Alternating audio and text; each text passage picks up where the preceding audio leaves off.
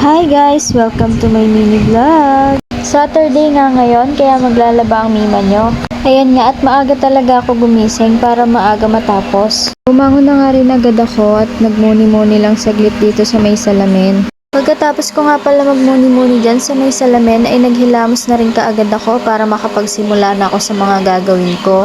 Aayusin ko nga lang din muna tong buhok ko dahil naiirita talaga ako pag nakalaylay yan, ewan ko ba.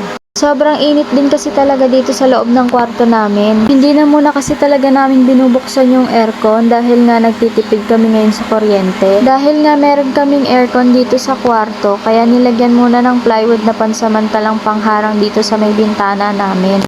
Nakapix kasi to kaya hindi din talaga nabubuksan. Kaya sobrang banas dito sa loob ng kwarto namin. Since ang ilalagay talaga dyan ay sliding window and wala pa talaga kaming pambili kaya ayan muna. So ayun na nga, balik tayo dito. Pagkatapos ko nga palang ipitan yung buhok ko ay nag-sunscreen lang din talaga ako. Pagkatapos nga nun ay magsasangag naman ako nitong bahaw na natira namin kagabi pang almusal namin ngayon. May natira nga din palang okra at tuyo kagabi kaya almusalin na din namin ngayon. Pagkatapos ko nga pala magsangag, ayan at nagtimpla naman ako ng kape. Kalahati nga lang din pala ng stick na yun yung nilagay ko dahil nga nagbabawas ako ngayon sa kape. Dahil pakiramdam ko nga ay parang inaasid na naman ako. Nauna na nga kami ni Daddy kumain dyan ng almusal dahil ayaw pa nga talagang bumangon ng anak namin. Perfect nga talaga tong tuyo, okra at sinangag sa umagahan, samahan mo pa ng kape. Huwag mo nga lang talaga nga araw-arawin ng pagkain nito dahil hindi talaga healthy. So ayun nga, pagkatapos namin ni Daddy kumain ay nagpahipahinga lang ako sandali at ibubukod ko na tong mga lalabhan namin. Since wala nga talagang pasok ngayon yung josawa ko kaya ayan at makakatulong siya ngayon sa paglalaba. Ayan nga at pinagbubukod-bukod ko muna bago namin hawhawan. 2 months na nga lang talaga ay magto 2026 na. Para ang ginawa ko lang talaga buong taon ay maglaba ng maglaba. Ay nako. Char! So ayun na nga, pagkatapos namin mahawhawan ni Daddy ay agad na din namin sinalang sa washing para mabilis nga kaming matapos. Magpasensya nyo na nga itsura ko dyan dahil mukha na talagang haggard. Kakasimula ko pa nga lang talaga maglaba dyan pero itsura ko, tingnan nyo naman, grabe yung pagka-haggard. Sala din kasi talaga ako nang napagpatungan ng cellphone ko kaya parang yung itsura ko yung napakaitim. Tapos yung sa may bandang likod ko naman sobrang liwanag, parang kukunin na tuloy ako ni Lord. Char!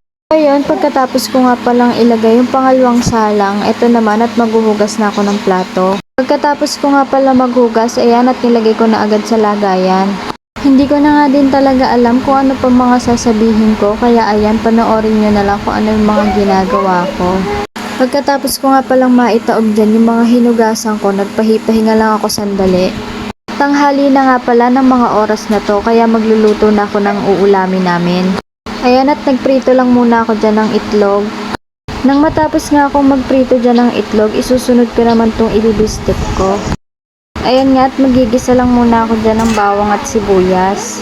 Pagkatapos ko namang magisa yan, lalagyan ko naman ng toyo. Hindi din talaga ako magaling magluto kaya tingnan nyo na lang kung anong ginawa ko dyan. Minsan kasi talaga si Daddy yung nagluluto lalo na pag wala siyang work. So ayan, nilagyan ko na nga pala yan ng tubig. Papakuluin ko lang yan tapos ilalagay ko na dyan yung isda. Yan nga pala yung nahuli ni Daddy sa dagat kahapon. Nung okay na nga yung niluluto ko, nagsaing naman ako para makakain na rin agad kami ng tanghalian. Fast forward, ayan at nakakain na nga pala kami dyan ng tanghalian, hindi ko lang nabidyohan. Pagkatapos nga palang kumain, nagpahipahinga lang ako sandali at ito naman magsasampay naman ako. Hindi pa talaga dyan natatapos yung mga gagawin ko. Pagkatapos naman yung pagsasampay ko, magtitiklop naman ako ng mga damit namin. Anong oras na nga din pala kami dyan natapos? Mabagal kasi talaga ako maglaba. Grabe na nga din talaga yung pagod ko dyan. Buti na nga lang din talaga at nandito yung tita at pinsan ko. Tinulungan nila ako magtiklop para na rin talaga matapos yung gawain ko. Thank you so much po. Ito kasi talaga yung kinatatamaran ko para kasi lagi akong inaantok pag nagtitiklop ako. Kaya talaga namang umaabot ng 1 linggo bago ko matiklop. O diba, may katamaran din talaga tong babae na to. O wag kayong ano dyan, alam kong may katamaran din kayong taglay mga mima. Alam ko naman na hindi lang ako yung ganto, diba? Aminin nyo. Minsan kasi talaga nakakatamad kumilos, diba? Pero syempre, no choice ka kasi nanay ka na. Kaya ang masasabi ko lang, tiklopin mo na agad yung damit nyo, huwag mo nang paabuti na 1 linggo. So, ayun lang naman for today's video. Thank you for watching. Bye-bye!